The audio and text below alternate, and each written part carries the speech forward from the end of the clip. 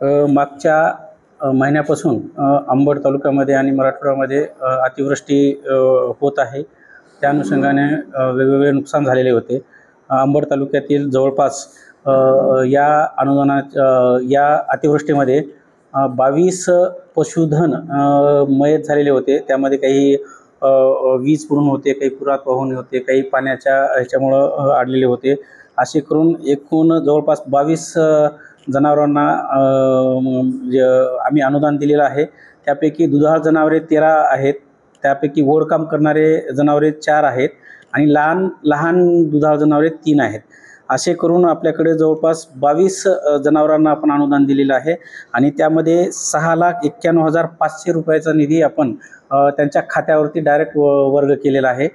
सदरील ही जे निधी आहे -BDS मधून आम्हाला नैसर्गिक आपत्तीमधून सुविधा उपलब्ध होते, त्या सुविधांतर्गत आम्ही हे दिलेलं आहे। बाकीचं जे काही पंचनामे आहे ते पंचनामे करणे सुरू आहे। पिकाचं नुकसान असेल किंवा इतर जे काही घराची पडझड असेल त्या ठिकाणी आमचे लोक जात आहेत, आम्ही स्वतःसुद्धा फिरत आहोत।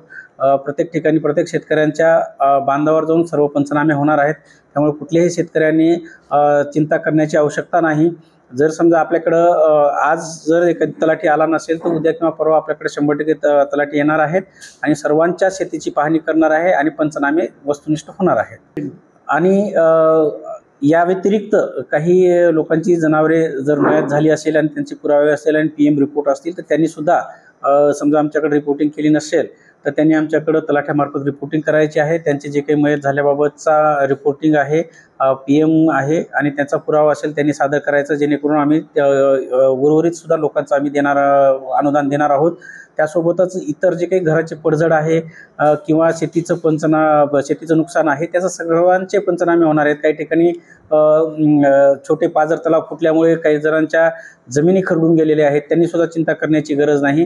त्याच्या अनुषंगाने सुद्धा आमच्या सर्व तलाठी, ग्रामसेवक आणि कृषी सहाय्यक या सर्वांना आम्ही आदेश दिलेले आहेत। त्या जमिनी खरडल्याचे सुद्धा वेगळ्यानं पंचनामा होणार आहे।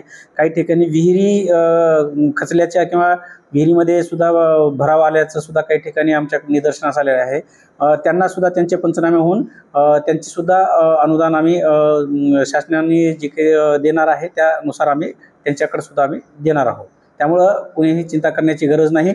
सर्वांनी कृपया करून संयमानं राहा। आम्ही प्रशासन, महाराष्ट्र शासन आणि महसूल प्रशासन, त्याचबरोबर तालुका प्रशासन, जिल्हा प्रशासन, माननीय जिल्हाधिकारी मॅडम यांचे सुद्धा या ठिकाणी निर्देश आहेत। त्याचबरोबर SDM साहेबांचे सुद्धा निर्देश आहेत।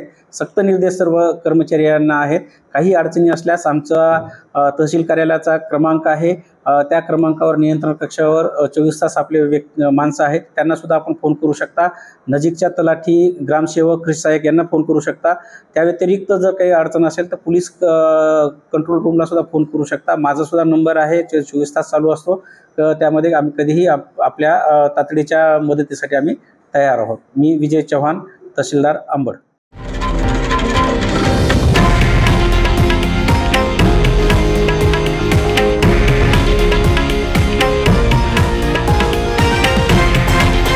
हे आहे देशातील नंबर 1 न्यूज नेटवर्क आणि आपण पाहत आहात TV9 मराठी, एकमेव।